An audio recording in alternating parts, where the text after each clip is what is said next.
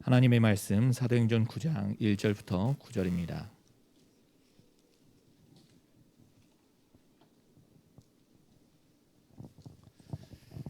사도행전 9장 1절부터 9절 제가 먼저 읽겠습니다. 사울이 주의 제자들에 대하여 여전히 위협과 살기가 등등하여 대제사장에게 가서 다메섹 여러 해당에 가져갈 공문을 청하니 이는 만일 그 도를 따르는 사람을 만나면 남녀를 막론하고 결박하여 예루살렘으로 잡아오려 함이라. 사울이 길을 가다가 다메섹에 가까이 이르러 호련히 하늘로부터 빛이 그를 둘러 비추는지라. 땅에 엎드러져 들음에 소리가 있어 이르시되 사울아 사울아 내가 어찌하여 나를 박해하느냐 하시거늘 대답하되 주여 누구시니까? 이르되 나는 네가 박해하는 예수라. 너는 일어나 시내로 들어가라. 내가 행할 것을 내게 이를 자가 있느니라 하시니 같이 가던 사람들은 소리만 듣고 아무도 보지 못하여 말을 못하고 서 있더라. 사울이 땅에서 일어나 눈은 떴으나 아무것도 보지 못하고 사람의 손에 끌려 다메섹으로 들어가서 사흘 동안 보지 못하고 먹지도 마시지도 아니하니라. 아멘. 오늘 예수님을 만난 사울, 바울 그러죠. 바울의 그 해심 사건은 오순절 이후의 기독교 역사에 그리고 또 세계사에 가장 중요한 사건입니다. 바울의 해심은 그 바울 개인의 문제를 떠나서요, 그 교회사적인 의미를 갖게 됩니다. 외적으로는 복음이 로마 제국까지 파급이 되었고, 내적으로는 바울이 쓴 그 13편의 편지가요, 그것이 바로 성경이 되었을 뿐만 아니라 그 편지의 내용이 교회의 기독교 교리가 중심이 되는 그러한 서신이 되었습니다. 그렇기 때문에 바울의 해심은 기독교 교회사 또 세계사의 획기적인 사건이 되는 겁니다. 바울의 본명은 여러분들 그 이스라엘 초대 왕이 사울이잖아요. 사울도 베냐민 지파 사람이거든. 바울도 베냐민 지파 사람이에요. 그래서 그 부모가 바울을 낳았을 때 사울이라고, 이스라엘 초대 왕의 이름, 그 정도로 유명한 인물이 되라 해서 그렇게 지어진 것 같아요. 그러나 바울이 예수님을 오늘 그 사건을 통해서 예수님 만나고 난 다음에 이제 로마를 중심으로 해서 전 세계에 복음을 전하러 다니면서 그 이름이 로마식 이름 바울로 바꿔서 사용을 합니다. 그래서 오늘 또 사울이라고 얘기를 듣던 바울이라고 얘기됐던 한 사람 얘기구나, 이렇게 잘 이해하시면 되겠습니다. 어떻겠습니까? 바울은 예수 믿는 사람을 죽이려 다니는 정말 악질이었어요. 어디든지 예수님을 믿는 사람이 있으면은 막 자진해서 막 체포하고 돌아다니는 그런 악질이었어요. 그래서 쉽게 말해서 예수님이 십자가에 못 박혀 죽인 것은, 예수님을 죽인 것은 잘한 것이다. 그리고 그 십자가에 못 박혀 처형받은 이단 개수, 예수 이름을 증거하는 자들은 정말로 완전히 뿌리를 뽑아야 된다, 그런 생각을 가지고 뭐 예루살렘 유대 전체를 떠나서 저 이방에까지 막 쫓아다녔어요. 그러나 그가 예수님을 만나고 난 다음에 오히려 복음 전도자가 되었고요, 복음 전하는 이 일 때문에 이제 자기가 감옥에 갑니다. 그 속에서 바울은 주님이 주신 평안을 가득 누렸어요. 그래 예수님 만나고 안식을 누리면서 평안을 누리고요, 어떻게 했습니까? 나는 궁핍해도 괜찮고 풍부해도 괜찮고 있어도 좋고 없어도 좋다. 왜 그러냐? 나는 내게 능력 주시는 자 안에 있기 때문이다. 그래서 모든 것을 할 수 있다. 그래 주님 안에 있기 때문에 무엇이든지 할 수 있다. 내가 이렇게 감옥에 갇힌 것도 기쁘다 그랬어요. 왜 그러냐니까 감옥에 갇힌 것 그것 때문에 어때요? 시대 황제 경호대에게 바울을 지키는 경호대에게 복음이 증거되었고 궁중에 황제 궁중에 궁 안에 복음이 증거되었고 또 재판을 받으면서 바울이 신문을 받잖아요. 무슨 죄로 고발을 당했냐 고소를 당했냐. 예루살렘에서 고소를 당한 것은 다른 거 아니잖아요.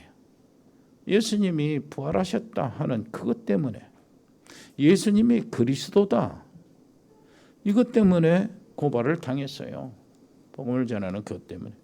그래서 재판장이 신문을 받을 때 질문이 예수님에 대한 질문이고 바울의 대답도 예수님에 대한 대답이라.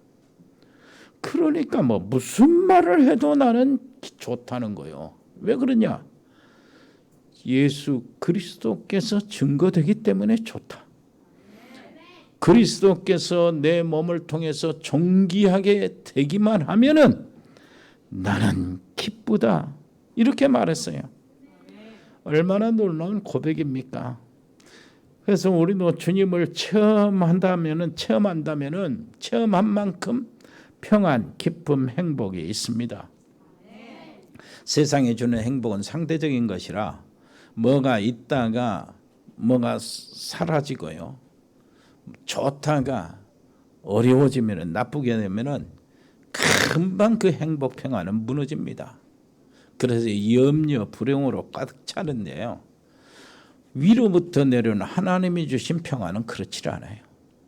예수님이 말씀하셨지 않습니까? 내가 주는 평안은 세상이 주는 것 같지 않다 그랬어요. 그래서 위에서부터 내려온 평안은요. 변함이 없습니다. 어떤 상황이 와도 어떤 환경 속에 있어도 그 평안은 사라지질 않아. 그래서 주님을 체험한 만큼 평안하고 행복하고 안식을 누리게 될 겁니다. 만약 안식이 없는 분이 여기 계시다면은 답을 내려야 돼요. 아, 내가 주님을 제대로 못 만났구나. 이런 생각을 하셔야 됩니다. 그리고 염려가 끊이지 않고 계속된다. 그리고 아니 내가 이렇게 염려가 이렇게 되고 그 위기가 왔는데 어떻게 염려가 안 됩니까 하는 사람, 여러분 너희 염려를 주께다 맡겨버리라 이렇게 하셨거든요. 지금 내가 순종을 않고 있구나 이렇게 알면 돼요. 아무것도 염려하지 말고 모든 일에 기도와 간구로 너희 구할 것을 감사함으로 아뢰라. 그리하면 모든 지각에 뛰어난 하나님의 뭐요? 평강이요. 평안입니다. 평안 안식이요. 그 위로부터 내려온 평안 안식이 너희 마음과 생각을 지키시리라. 그런데 지금 염려가 가득 찼다. 내 마음과 생각에 염려가 가득 찼다. 그 말은 무슨 말입니까? 내가 지금 주님을 제대로 알지 못하고 있구나. 그 증거예요. 그렇기 때문에 주님, 우리 바울이 지금 어떤 상태에서 얘기하고 감옥에서 얘기합니다. 비단 옷 입고 부드러운 양고기 먹으면서 감사해라. 그 얘기가 아니에요. 감옥에서 하는 겁니다. 주 안에서 말하노니 정말로 기뻐하라. 내가 다시 말하노니 기뻐하라. 주님을 만났기 때문에 바울 평생의 기쁨이 넘쳤어요. 자, 그렇다면은 바울이 주님 만나는 그 과정을 한번 볼까요? 어떻게 만났습니까? 바울이 다메섹에 가다가 주님을 만난 것은 초대교회의 기적 중에 기적입니다.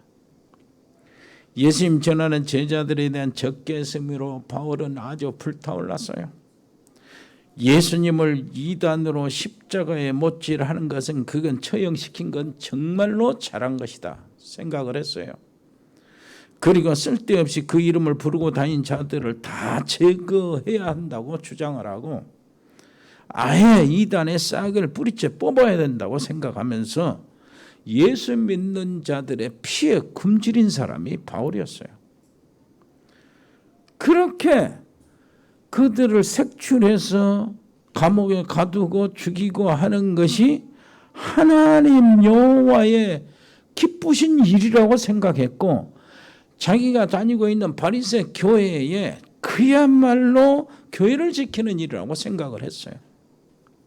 그런데 바울에게 다메섹에 대한 정보가 들어왔어요. 스데반 그 환난의 일로 막 흩어져 도망하고 피한 사람들이 다메섹까지 가가지고 지 맛대로 예수 이름 부르면서 그 모이고 그런 일이 있다고. 그래서 아예 이놈들 내가 찾아가서 뿌리를 뽑아야 되겠다. 전부 다 잡아들여야 되겠다. 이거 맘먹고 사내들에 가서 공문을 정합니다. 그래서 사내들에서는 바울에게 군대도 주고 그러면서요 큰 고난을 줬어요. 어떤 집에든지 수색할 수 있도록, 그리고 반항하면은 죽여도 좋다 하는 고난을 받았어요. 그리고 거기 신문에서 그 혐의가 있으면 진짜라면은 예루살렘을 압송해라 그런 명령을 받았어요. 그래가지고 이제 아예 뿌리째 뽑아버리려고 다메섹으로 가는데 다메섹 다 도착해서 그 길에서 주님을 만난 겁니다. 호련히 3절 보니까 하늘로부터 빛이 나타나고 바울을 둘러싸였어요. 여러분, 호련입니다. 하나님은요 언제든지 아무리 우리가 바빠서 아무리 우리가 시간이 없다고 엄살을 떴는데, 그러나 하나님은 우리에게 어떤 상태에서든 은혜를 주실 수 있어요. 우리를 부르실 수 있다고요. 그러니까 바쁘다고 은혜 못 받아 그거 핑계대지 마시고, 우리의 마음의 문제입니다. 하나님은 언제든지 우리를 부를 수 있고, 언제든지 우리 부모를 부를 수 있고, 언제든지 우리 남편을, 믿지 않는 남편을 부를 수가 있어요. 그러니까 그 소망을 버리지 말고 항상 하나님께 기도하면서 하나님을 바라보시기를 바랍니다. 지난 시간에는 빌립 집사님에게 성령께서 뭐라고 합니까? 광야로 가라는 거예요. 광야는 사람이 없는 곳 아닙니까? 그리 갔는데 가보니까 뭐요? 이디피아 네시가 성경을 읽고 있는 거예요. 두루마리를 예루살렘에서 선물 받아가지고 그걸 펴서 읽고 있는 거예요. 그래서 빌립이 거기에서 예수님을 증거하고 복음을 알게 하고, 그 에디피아 네시는 세리를 받고 가잖아요. 그 일이 1500년 만에 정말로 성취되는 일이었고, 한 지역에 한 사람에게, 그것으로 인하여 그 사람이 들어가서 여왕에게 복음을 전하고 수많은 사람들에게 복음을 전하고, 이디오피아가 아프리카에서 제일 먼저 처음으로 기독교 국가가 되었어요. 그것이 2000년 응답 가지고, 내가 어릴 때 고등학교 때 그 지난번에 말씀드린 대로 이디오피아 황제 셀라시가 왔다니까. 그리고 제일 귀중한 스케줄로 예배를 드리는데 예배 스케줄을 잡았어요. 영락교에서 예배를 드렸어요. 뭐 신문에 데스크빈이 나오고 방송 나고 그랬어요. 라디오에서 나오고. 여러분, 광야에서 아무도 없는데 하나님은 세계 복음화를 하실 수 있다 그 말이에요. 여러분, 전혀 우리하고 기독교와 믿음과 상관이 없는 우리 남편도요, 하나님은 바꾸어 가지고 하나님의 교회의 일꾼 만들 수도 있다 그 말이에요. 그러니까 낙심하지 마시고요, 여러분 실망하지 마시고 계속 기도하시고 하나님을 바라보시기를 바랍니다. 정말로 하나님이 부르실 때는 어쩔 때는 기도할 때만 부르시면 그것도 아니에요. 하나님 안 믿고 있는 사람은 어떻게 기도합니까? 어떤 사람은 그냥 뭐 한대요? 잠자다가 하나님을 만나기도 하고요. 어떤 사람은 산책하다가 만나기도, 길 가다가 만나기도 합니다. 제가 전에 염주동에 할 때 막 전도하라고 다니는데 할머니들이 길 가다가 무릎을 꿇고 예수님 영접하고 막 그러더라고. 그게 진짜 영접이라면은 그 할머니들은 길 가다가요 천국을 소유하게 된 거예요. 대단한 겁니다. 한 인생을 알고 보면은요. 여러분 그렇습니다. 찰스 핀이라는 사람은요 변호사거든요. 그럼 예수 믿지도 않은 사람이라 뭐 기도하러 갔다 말도 안 돼요. 그냥 산책으로 갔어. 자기 변호사 일 때문에 생각하려고. 그런데 거기서 성령에 완전히 압도당한 겁니다. 아주 뜨거워서 견디지를 못한 거예요.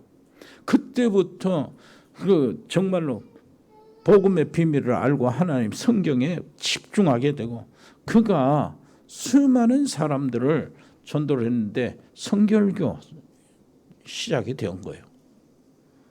여러분 사도 바울이 뭐 하나님 알고 갔습니까? 뭐 특별히 묵상하다가 하나님 만났습니까? 그게 아니잖아요. 예수 믿는 자 죽이러 가면서 그 길가에서 말 위에서 하나님을 만났다니까. 그래서 우리는 실망하지 말고 계속 기도하시길 바랍니다. 아무리 악독한 사람이라도 성령께서 한번 역사하시면은 그냥 녹여지는 겁니다.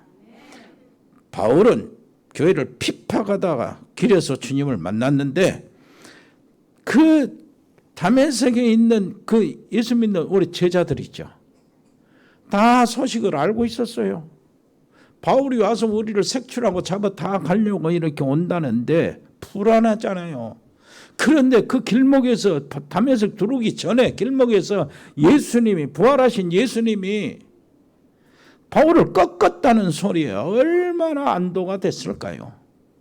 하나님은 그런 안심, 그런 위로도 주시니까 여러분들 기도하면서 어려움 당하고 남에게 오해당하고 오해받고 이렇게 한다고 해서 실망하지 말고 하나님 편에서 기쁨을 회복하시기를 바랍니다. 빗속에서 예수님이 사울의 이름을 불러요. 4절 이렇게 나오죠. 사울아 사울아. 이 얘기가 사도행전 22장에서도 나오고 26장에서도 나옵니다. 사도행전 22장은 예루살렘에서 고발당할 때 바울 자신이 자기를 변호하는 이 증거 속에서 이 이야기가 나오고 26장에는 아그리빠 왕에게 신문 받을 때 자기를 변호하면서 이 얘기가 나옵니다. 그래서 사도 바울은 이 사건을 자기가 예수님 만나서 변화된 사건을 어디든 가서 이야기할 준비가 돼 있고요. 그것이 사도 바울 자신의 정말로 크나큰 확실한 살아있는 메시지가 된 거예요. 여러분 이것이 바로요 우리가 준비해야 될 내용입니다. 내가 하나님이 주신 그 나가 만들어지는 그 과정, 하나님을 만나는 과정, 이러한 것들이 여러분 속에 메시지로 준비되어서 어쩔 때는 3분 만에, 어쩔 때는 30분 만에, 어쩔 때는 3시간에 이렇게 여러분 자신을 설명하고 복음을 증거할 수 있는 메시지 준비되시기를 바랍니다. 빗속에서 예수님이 사울의 이름을 불렀어요. 사울아 사울아. 그래 빗속에서요. 빗속에서. 자, 우리가 지난번에 얘기했던 스데반 집사님은 어디서요? 돌에 맞는 그 순간에요. 하늘문이 열리고 저 하늘에 보좌에 예수님이 서 계신 것을 보았어요. 똑똑히 본 거죠. 그 멀리 있는 예수님을 보면서도 돌에 맞는 아픔을 잊을 정도로 기쁨이 충만하고, 그래서 다른 사람, 돌로 치는 사람들을 위해서, 그들을 위해서, 그들의 영혼을 위해서 기도할 수 있는 사랑으로 가득 차버린 거예요. 그런데 그 멀리 보신 보좌의 그 장면을 본 것이 아니고 바울은요, 바로 옆에 빛에 휩싸여서 빛 안에 계시는 주님을 바로 본 거예요.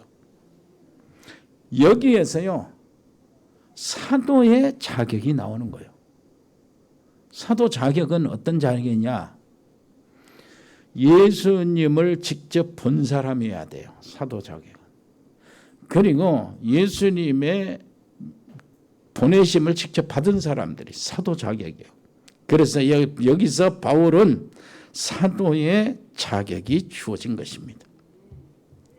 여러분, 빛 속에서요, 하나님은요 흑암의 세력을 꺾는데요 항상 무엇으로요? 빛으로 역사하십니다. 자, 창조하실 때에 하나님이 빛이 있으라 했잖아요. 그리고 창세기 3장 사건으로 인해 이 세상이 흑암으로 가득 찼고 모든 인류가 흑암에 딱 젖어 있을 때, 포로가 되어 있을 때 어떻게 했어요?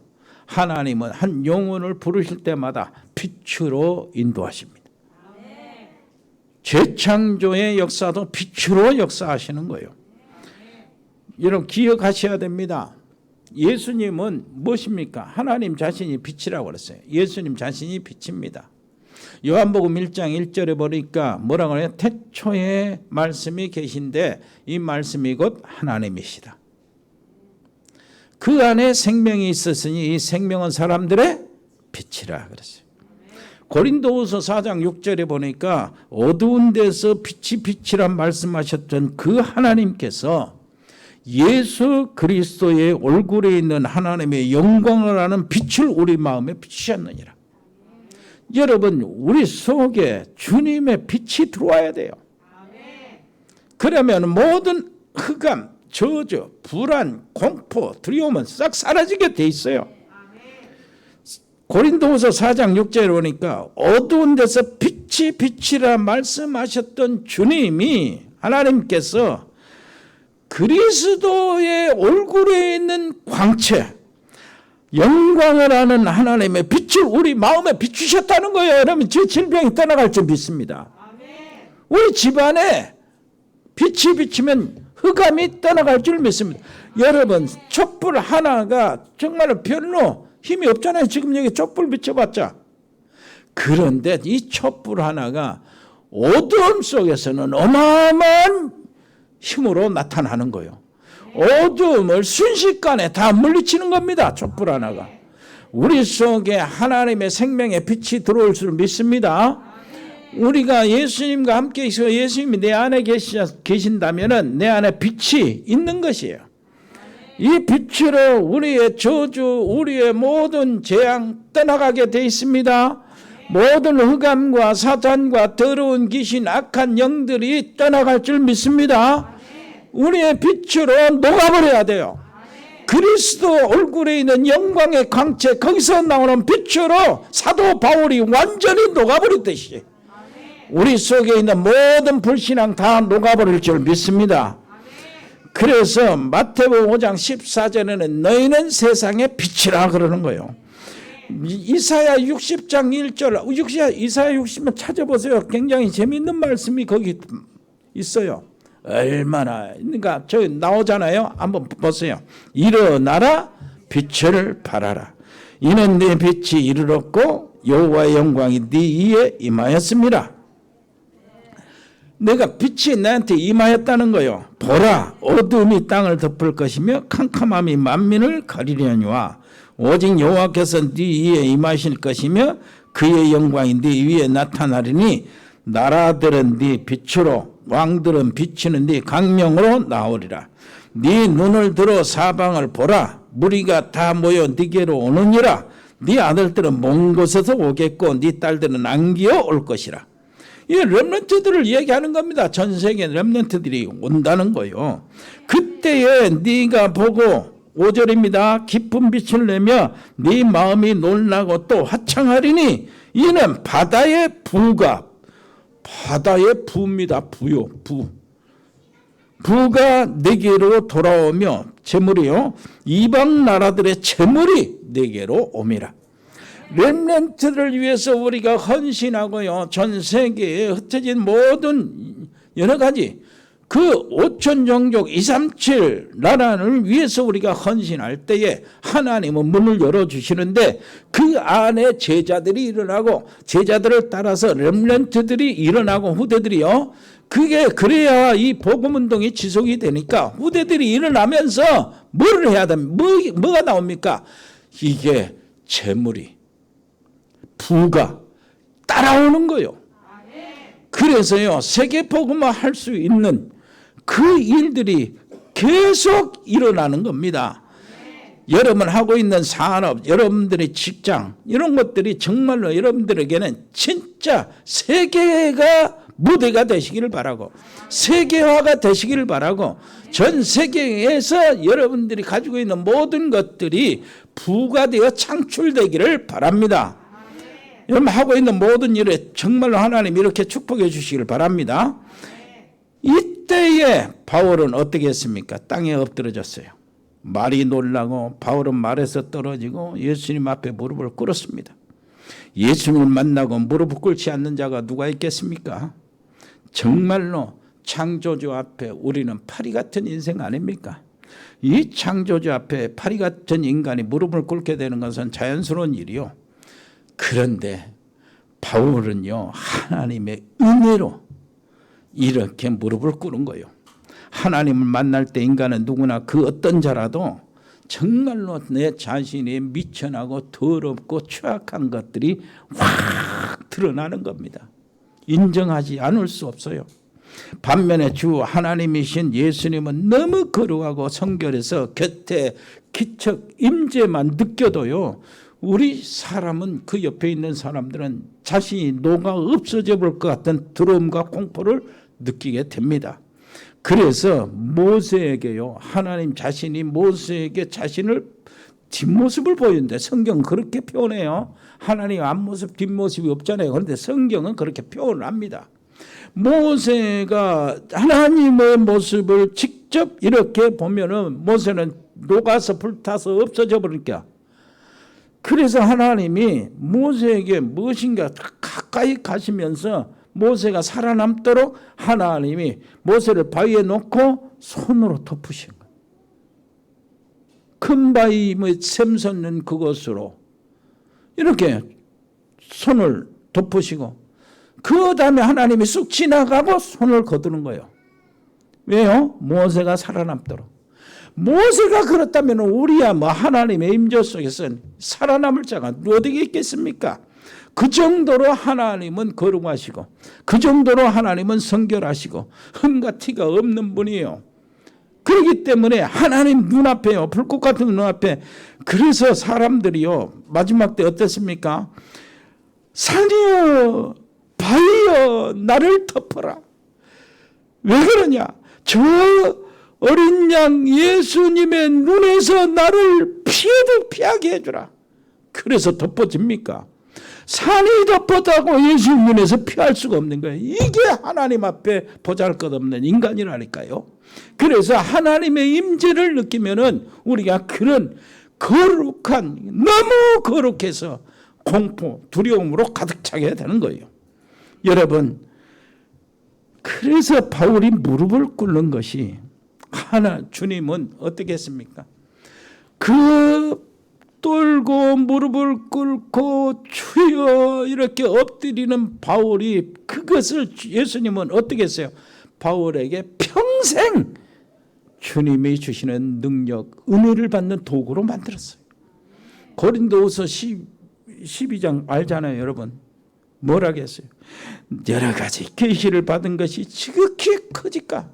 내가 이런 기적을 통해서 하나님을 만났고, 내가 가는 건 현장마다 주님이 함께 하시고 놀라운 역사를 일으키시는데, 수많은 문들이 열려지고 수많은 나라들이 막 복음운동이 일어나고 이런 놀라운 능력이 나타나는데, 내게 뭐요? 내가 받은 이 하나님의 은혜가 지극히 크니까 난 나를 자만하지 않도록 하기 위해서 내 안에 하나님이 가시를 심어놨다는 거예요. 여기서 눈이 멀어가지고 거기서부터 안질이 생긴다는 말도 있고 막 그러는데, 어떤 사람은 여러 가지 병을 이야기하고 그럽니다. 간질이라 있다 이런 사람이 있고 그러는데요, 이것이 하나님이 자기에게 심어준 사단의 가시라는 거예요. 너무 받은 은혜가 커서, 이를 말할 수 없도록 커서 내가 자만하지 않도록 하기 위해서 내 속에 가시, 아픈 것을 주셨는데, 이 아픈 것인 자기 자신은 깨닫지 못하고 너무나 고통스러워서 하나님께 작정으로 3번을 기도하는 겁니다. 3번 작정 기도를 하는 거예요. 맘 먹고 이 문제만 놓고 하나님, 내가 다른 사람, 죽은 사람도 살리고 심지어는 내 손수건 갖다 병자에 덮으면은 병이 떠나가고 귀신들이 떠나가는데 이런 역사가 나한테 나타나는데 왜 나는 이 병이 내게서 떠나지 않습니까? 그리고 작정 기도를 했는데 하나님의 응답이 그렇게 나왔어요. 야, 내 은혜가 네게 족하다. 왜 그러냐? 네가 약하고 네가 나한테 엎드릴 때 무릎을 꿇을 때에 내 능력이 너한테 나가는 것이다.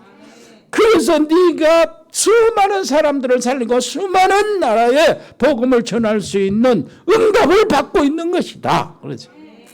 여러분, 정말로 내 연약한 그때 내 약한 그것이 최고의 무기요. 한번 따라서 합시다. 내 약한 것이 가장 큰 응답이다. 가장 큰 축복이다. 놓치지 마세요. 이건 실제로 믿어야 돼요. 실제로요. 진짜 실제로 믿으시기를 바랍니다. 자, 여기서 바울에 대한 예수님의 책망이 나옵니다. 사울아, 사울아, 네가 어찌하여 나를 핍박하느냐. 함께 있던 사람들은 소리만 듣고요, 무슨 말인지 알지 못했어요. 자, 그런데요, 바울에게 사울아, 사울아, 네가 어찌하여 나를 핍박하느냐. 4절 있잖아요. 이것은 하나님의 말씀을 위한 기적이에요. 잘 이해하셔야 됩니다. 출애굽기 20장 18장에는 이스라엘 모든 민족의 시내산에서 하나님이 실제로 강림하십니다. 하나님의 임재를 온 백성들이 넣어서 너무나 두려워가지고 백성들이 이걸 이렇게 하지 마세요. 모세에게 지금 하나님 말씀하셔서 모세를 통해서 우리에게 하세요. 우리가 거룩하신 하나님 앞에서 너무나 두렵고 무서웠고 이렇게 놓아질 것 같은 이런 공포가 있으니 정말로 하나님 우리에게 멀리 가세요. 멀리. 우리 가까이 오지 마세요. 안 보이던 하나님이 그렇게 보고 싶다 하더만 하나님의 기척, 인척, 정말로 강림하시고 하나님 인기척을 느끼는 그때부터 공포가. 그래서 모세를 통해서 말씀하세요. 이스라엘 백성들이 그런 거예요. 하나님은 자기의 임재를 나타내시고 백성들에게 사람들에게 하나님의 놀라우신 역사를 보이시고 난 다음에 하나님은 반드시 말씀을 주시는 거예요. 그런데요, 성경의 모든 내용이 이렇습니다. 여러분 기억하세요. 하나님이 세상에 우리 사람들에게 자기를 나타내시는 것은 계시라고 그래요. 하나님의 감춰진 비밀이 드러나는 것을 그걸 보고 계시라는 뜻이라고 하는데 자기 자신을 드러내서 우리 사람으로 알게 하셨다. 이게 성경이 바로 특별한 하나님의 계시요. 성경이 하나님의 계시인데 이 말씀 계시가 있어요. 하나님 말씀으로 자기를 우리에게 알려주시는 거예요. 그런데 하나님에게는 뭐가 있어요? 하나님의 이름이 있잖아요. 이름. 하나님의 칭호가 있어요. 그것도 하나님 자신을 알게 하시는 하나님의 계시가 돼요. 그런데 하나님의 말씀 계시 안에 하나님의 이름 계시가 포함이 되는 겁니다. 그러니까 하나님의 이름 계시도 이름도 하나의 말씀이다 그 말이에요. 그래서 하나님이 자신의 칭호보다 하나님이 주신 말씀을 더 귀중하게 여기신다니까요. 하나님이 자신의 이름보다 하나님의 말씀을 더 귀중하게 여기신다. 그래서요, 하나님은 이렇게 합니다. 하나님이 기적을 주실 때는 하나님의 목적은요, 그때 말씀을 준비하시고 기적을 주시는 거예요. 말씀을 주시려고 하나님이 기적을 보이신다니까요. 무슨 말이냐면은 오병이의 기적이 있죠. 보리떡 5개 물고기 2마리로 하나님이 기적을 보이셨어요. 그런데 그 기적은 기적으로 목적이 있는 것이 아니고 기적이 무엇을 의미하냐? 표적, 사인이 있다는 겁니다. 그 사인이 하나님의 말씀이요. 무슨 말인지 알겠습니까? 오병이의 기적을 보이시고 난 다음에 그 기적이 목적이 아니고 내가 바로 생명의 떡이다는 말씀을 주시기 위해서 그 기적을 주었다 그 말이에요. 그러니까 우리가 하나님을 체험하고 하나님을 경험하지요. 하나님의 말씀으로 결론을 내려야 돼요. 하나님의 말씀으로 우리가 붙잡아야 된다고. 무슨 말인지 알겠습니까? 하나님의 언약이 거기서 필요한 거예요. 나사로를 무덤에서 건져내셨잖아요. 그 건져내신 그 기적으로 예수님은 뭘 원하셨어요? 내가 바로 부활이요 생명이라는 말씀을 믿기를 원하시는 거예요. 무슨 말인지 알겠습니까? 소경을 고쳤어요. 그 기적이요. 무슨 말인지 알겠죠? 그 기적을 통해 내가 빛이다 그러게요. 내가 세상의 빛이다. 이 말씀을 주시는 것이라니까요. 그것이 바로 사인이요. 그래서 예수님이 너희가 나를 찾는 것은 표적을 본 까닭이 아니오 그 말이에요. 떡을 먹고 배부른 까닭이다. 그 기적을 오병의 기적을 통해서 내가 바로 생명의 떡이라는 표적, 내가 그리스도라는 표적을 줬는데 그것을 믿고 나에게 달라드는 것이 나에게 몰려든 것이 아니고 떡을 먹고 배부른 까닭이로다. 이렇게 이야기하는 거예요. 그러면 너희가 썩을 육신을 위해서 일하지 말고 영생하도록 있는 양식을 위해서 일하라. 그러면 우리가 무엇을 하는 것이 하나님의 일입니까? 여러분 대답해 보세요. 뭐죠? 하나님의 보내신 자를 믿는 것이 하나님의 일이다. 요겁니다. 이걸 붙잡아야 됩니다. 여러분 놓치지 마시기를 바랍니다.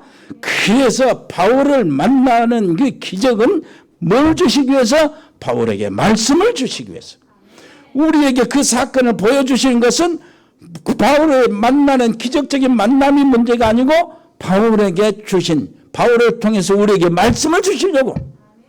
놓치지 마세요. 바울의 이름을 주님이 2번씩이나 부릅니다. 사울아 사울아. 그 이름의 그 뜻이 굉장히 많아요. 의미가 많이 들었습니다. 어미하게 공포적 두렵게 부르기도 하고 너무나 바울이 가는 길이 안타까워서 측은해서 봐라 이놈아 하듯이 부르기도 하고 앞으로 너를 정말 어떻게 네가 사용될지 그러면서 사울아 이렇게 부르기도 하고 주님의 이름이 그렇게 2번씩이나 부른 것은 관심을 이야기하는 겁니다. 그렇게 얘기했죠. 사무엘아 어린 사무엘. 하나님의 음성을 들었죠. 그리고요 어떻게 했습니까? 마르다야 너 어떻게 나를 위해서 그렇게 분주하게 음식을 만들려고 막 새를 쓰냐. 이것저것 내가 뭐 돼지냐. 한 가지만 있어도 나는 괜찮다. 그런데 너는 말씀을 듣는 네 동생 마리아 이 자리에 네가 있어야지. 그 말입니다. 무슨 말인지 알겠죠? 여기서 막 본주하고 바깥에서 막 봉사하고 막 교회 일을 한다. 그러다가 말씀 놓쳐버리면 다 놓쳐버린 거예요. 옆에 사람 얘기합시다. 말씀을 놓치지 마세요. 그 이야기입니다. 네가 어찌하여 나를 핍박하느냐 박해하느냐. 위대한 사도 바울이 되기 전에 자신이 얼마나 나쁜 놈인가를 알아야 됩니다. 어찌하여 네가 나를 핍박하느냐. 이 말씀에 자신 속에 악을 찾아낸 것입니다. 정말로 죄는 살았고 자기는 죽었어요. 내가 원하는 바 선은 행하지 아니하고 도리어 원하지 않는 악을 행하는도다. 이렇게 찾아낸 겁니다. 내 안에 선한 것이 거하지 않는 줄을 알았습니다. 바울은 공포에 무릎을 꿇은 것이 아니고 주님의 사울아 하는 주님의 자비 속에 끝없는 하나님의 사랑을 느끼고 거기에 무릎을 꿇은 겁니다. 바울아, 주님이 이렇게 말씀하시는 의미야. 너 위선적인 저 바리새인들 대제사장들 돈을 탐하는 그 자리를 탐하는 그 사람 축에 너는 있지 않다. 네가 지금 정말로 어떠냐? 그 어릴 때부터 너는 소양을 갖췄고 하나님을 중심으로 네가 살았지 않냐? 그리고 성경을 누구보다도 아는 네가 조금만 집중했으면은 네가 정말로 바꿔진 인생을 살았을 것인데 나하고 원수가 졌구나. 그래서 너는 다른 사람보다 더 악한 자다. 이렇게 이야기하는 거예요. 옆에 사람 이야기하세요. 내가 당신보다 더 악합니다. 그래서 주님은 저 사람을 나보다 더 낫다고 얘기를 하는 거예요. 어떤 사람이 있더라도. 뭡니까? 그런데 우리는 바울보다 더 악해요. 왜 그렇습니까? 이 사실을 알고 바울은 고백합니다. 나는 10달을 못 채우고 난 자다. 이렇게 고백을 해요. 개수 중에 개수다. 그러면서요 이렇게 이야기합니다. 바울의 얘기를 보고 우리가 참 이게 바울의 자리에 서는 시간들을 만들어야 돼요. 내가 8일 만에 할례를 받았다. 이스라엘 족속이요 베냐민 지파요 히브리인 중에 히브리인이요 율법으로는 바리새인이요 율법의 의로는 흠이 없는 자다. 그러나 무엇이든지 내게 유익한 것을 그리스도를 위하여 다 해로 여길 뿐만 아니라 그리스도를 아는 지식이 가장 고상하기 때문에 내가 그리스도 앞에서 배설물로 여긴다. 다른 걸 다 그리스도 위에는 배설물로 여긴다. 내 가장 큰 은혜가 있다면 나는 그 그리스도께 발견되기로 이 지금 발견되고 있잖아요. 이 놀라운 것을 체험했기 때문에 이게 가장 큰 은혜라는 거요. 그 내게 가장 큰 힘은 뭐냐? 주님께 붙잡힌 바 된 그것이다. 주님의 손에 붙잡힌 바 된 그것이 내 가장 큰 힘이고 내 가장 큰 상급이 무엇이냐? 주님을 그 이름을 전하는 전도하는 것이다. 내가 그 이름을 전하는 자들을 색출하고 잡아다녔지만 이제는 내게 가장 큰 상급은 그리스도 이름을 증거하는 것이다. 내 가장 큰 배경이 뭐냐? 내 힘이 어디서 나오는 것이냐? 주님이 계신 보좌가 내 배경이다. 이렇게 얘기하는 거예요. 그런데 우리는 바울보다 더 악질이잖아요. 왜 그러냐니까 가장 큰 은혜는 주님께 발견되는 것이라는데 우리의 가장 큰 은혜는 사람들에게 발견되는 거예요. 우리에게 가장 큰 힘은 주님께 붙잡힌 바 된 것이라는데 우리의 가장 큰 힘은 저 명예요, 인기요, 돈 아닙니까? 말은 그렇지만 사실은 그렇다 그 말이에요. 주님의 이름을 전하는 그것이 우리의 큰 상급이 아니고 우리는 정말로 저 사업 성공해서 돈 버는 거 상급 아니에요. 성공하는 거. 우리의 배경이 뭡니까? 저 사람 아닙니까? 힘 있는 가정 아닙니까? 그래서 바울보다 더 악한 사람이 우리란 말이에요. 그러니까 오늘 이 말씀을 듣고 숙제를 한번 받으세요.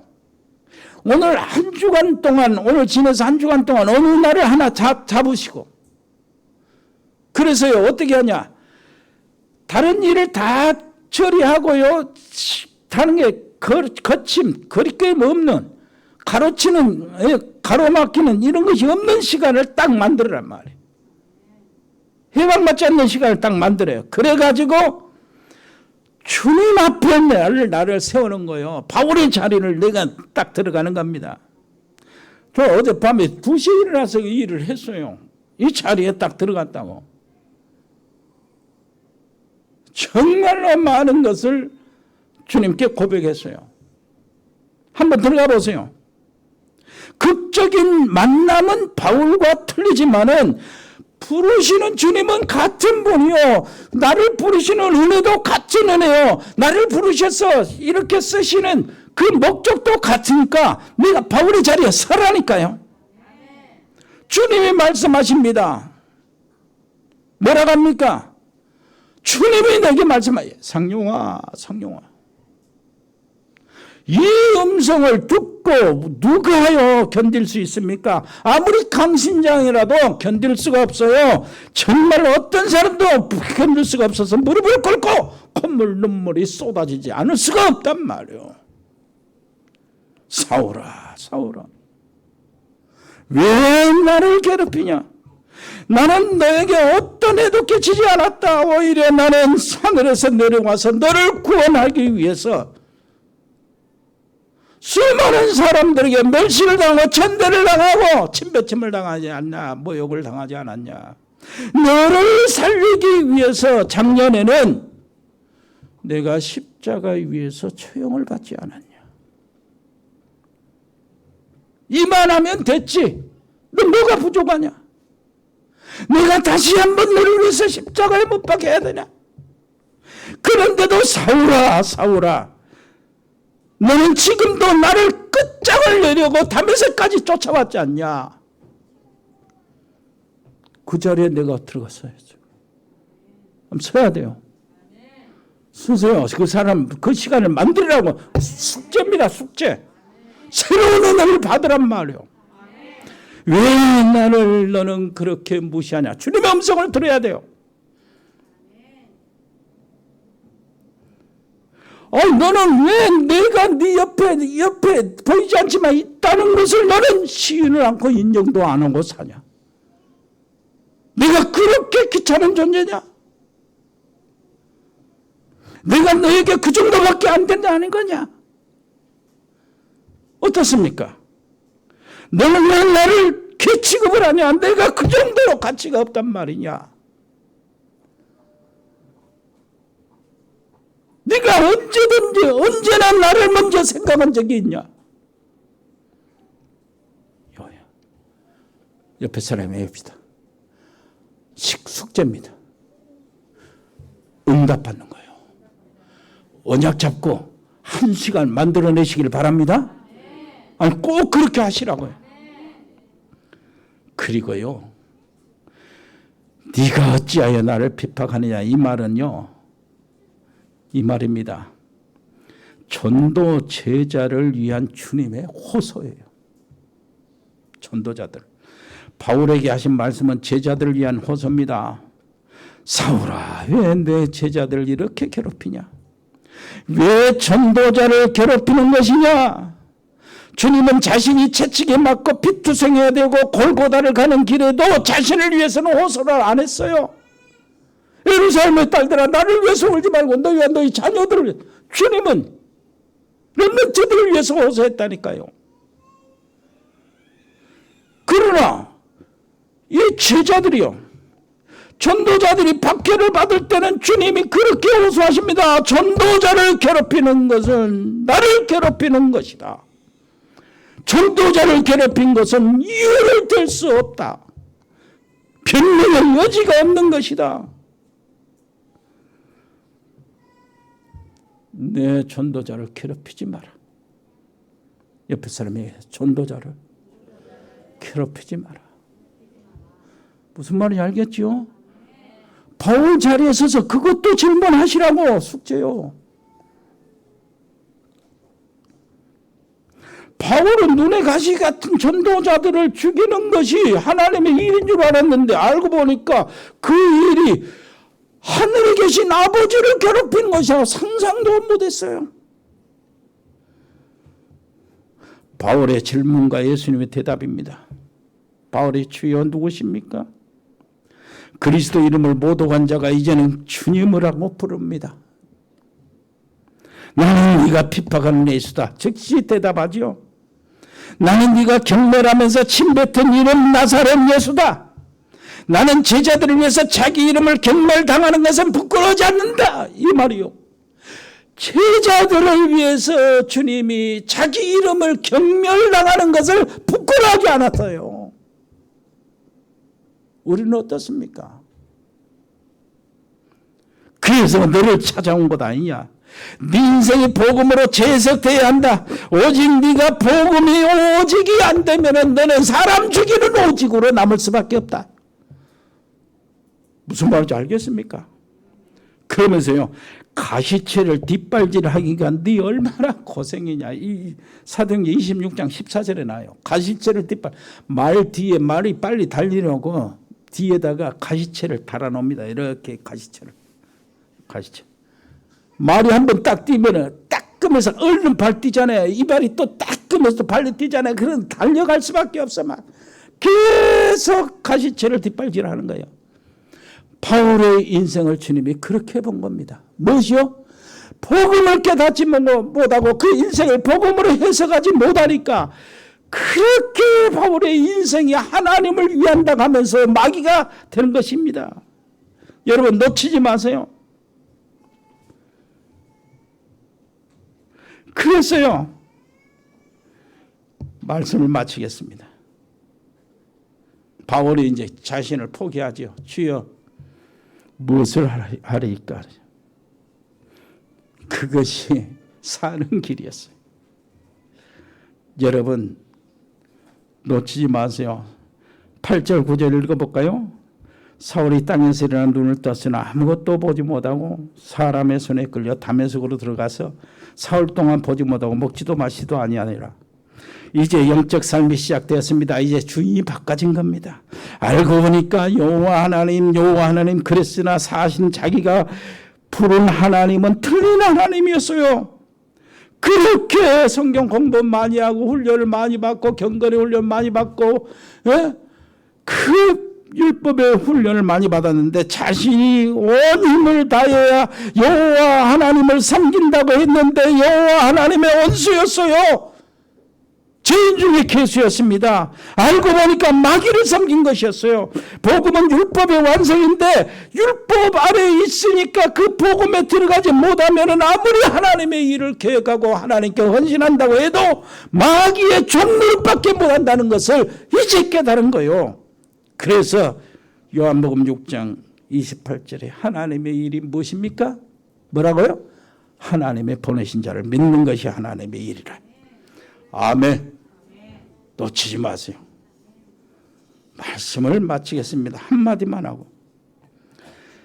아무것도 보지 못했는데 예수님의 빛이 너무나 강렬해서 낮에 태양빛보다 더 강렬해서 눈이 멀은 것이 아닙니다.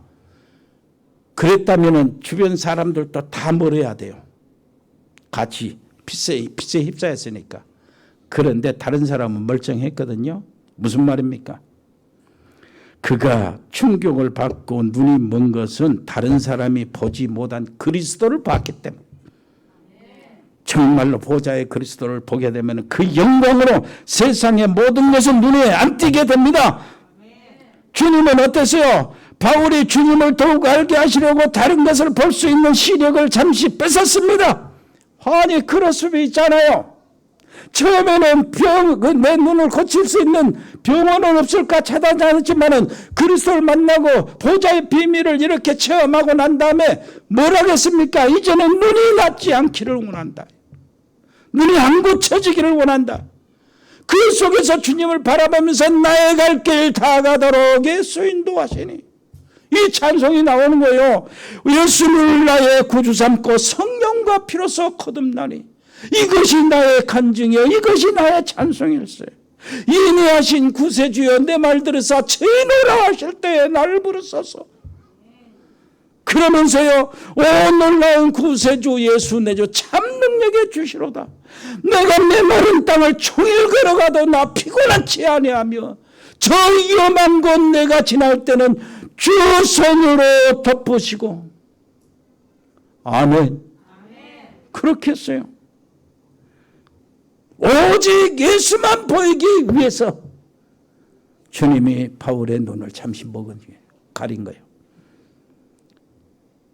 여러분 오직 예수만 보이게 되기를 바랍니다. 이게 안 보이면 오직 세상만 보이게 되니까. 자, 3일을 식음을 전폐했는데 고압선에 감전된 것처럼 충격을 받았어요. 이 충격파가 지나고 다음 주에는 누가 옵니까? 아나니아를 만나고요. 이제는 뭐합니까? 그 인생을 편집하고 복음으로 재해석해서 편집하고 그 인생을 남은 인생을 설계하면서 하나님이 디자인해서 작품을 만드시는 이 과정을 시작을 하는 겁니다. 옆에 사람이 합시다. 이 응답 속에 들어가세요. 여러분 놓치지 마세요. 정말로요. 숙제 반드시 하시기를 바랍니다. 한 시간을 만들어 가지고 바울의 선 자리 그 자리에 내가 올라 서시기를 바랍니다. 은혜로우신 우리 아버지 하나님 정말 감사합니다. 놀라우신 우리 하나님의 은총 속에 우리가 구원을 받고 하나님을 만났는데 아버지 하나님이여 정말로 하나님을 실제로 만나고 존귀하게 여기는 저들에게 주옵소서. 예수 그리스도 이름으로 기도합니다. 아멘. 하나님 아버지 은혜를 감사합니다. 우리에게 주신 이 놀라우신 이 선교의 문들을 감당하게 하시고 전도의 문들을 감당케 해 주옵시고 아버지 하나님이여 오는 자들마다 아버지 하나님의 성령으로 크게 감동되게 주옵소서. 필리핀에, 멕시코에, 미국에, 호주에, 브라질에, 카자흐스탄에, 중국에, 일본에, 몽골에, 베트남에, 캄보디아, 태국, 싱가포르에 아버지 우리 가족들 아버지시 우리가 지원하고 있는 우리 식구들 하나님이여 코로나19에서 지켜주시고 보호해 주옵소서. 특별히 우크라이나 또 러시아, 파키스탄, 인도 또 아버지 하나님 이스라엘, 멕시코, 이디오피아 아버지 할 것 없이 아버지 하나님이여 거기에 있는 모든 신학교와 전도학교를 아버지 하나님이여 축복해 주시고 열려진 문들에게 할아버지 하나님이여 최고의 렘넌트 제자들이 일어나게 하시고 산업인들이 일어나게 하여 주옵시고 아버지 하나님의 제자들이 일어나게 해 주시옵소서. 제주도에 우리 아버지 하나님이여 최 목사님 기억하시고 지켜 주옵소서. 주님 감사를 드립니다.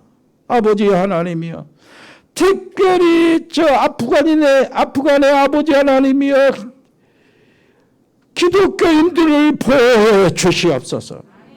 아버지 하나님이여 거기에 아버지 율법 분리자들로 인하여 근본주의자들로 인하여 교회가 핍박받고 여성들이 핍박받고 여러 가지 공포 속에 있는데 아버지 하나님이여 바울을 꺾어서 율법 근본주의자를 온전히 전도자로 만드신 주님이 아프간을 간섭하여 주시옵소서. 아버지 하나님의 귀한 백성들을 보호해 주옵소서. 저 미얀마에도 주의 백성들을 보호해 주시옵소서. 감사를 드립니다. 아버지 하나님이여 우리 전문팀들이 있습니다. 일의 산업팀, 공무원팀, 디자인팀, 미용팀, 로고스파, 맥골딩스 모든 의료팀, 법조인, 복지팀, 방송인, 자영업팀, JCC팀, TN코리아, 일해전원개발, 주은개발, 전국상사, 동양물류, 주연육동, 흑돌이, 화진누청, 화진식욕, JD산업, 인큐비터리아, 서룡건설 할 것 없이 우리 아버지 하나님이 지켜주시고 축복해 주시며 우리가 감당할 수 있도록 저들 속에 선교 기업이 일어나도록 역사하여 주옵소서. 아버지 저 모든 직장인들을 하나님 축복해 주옵소서. 감사드리며 예수 그리스도 이름으로 기도합니다. 아멘. 주 예수 그리스도의 은혜와 아버지 하나님의 크고 놀라우신 사랑과 성령의 교통하심이 여기 복음의 사람들 머리 위에 하나님의 사람들 가정 위에 믿음의 사람들 산업 위에 우리 귀한 직장들 위에 우리 렘넌트 학업 위에 영원토록 함께 계실지어다. 아멘.